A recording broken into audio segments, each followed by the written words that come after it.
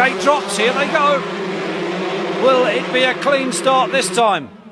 It looks to have done. It's Pouzar then that takes the head of the pack. Circuit has now dried out considerably. We're looking back, there's Chiodi third. Chiodi making amends for that first race disaster, up in second as the rest fight and squabble for the lower placings. Gazarat just going through, 51, that's Carico. He's in there for a bag full of points at the moment. Track beginning to dry out nicely in certain parts, beginning to open up, less than just the one line that they have on this corner. There's Jasinski, and behind him the 94-125 European champion, number 40, Jorgensen.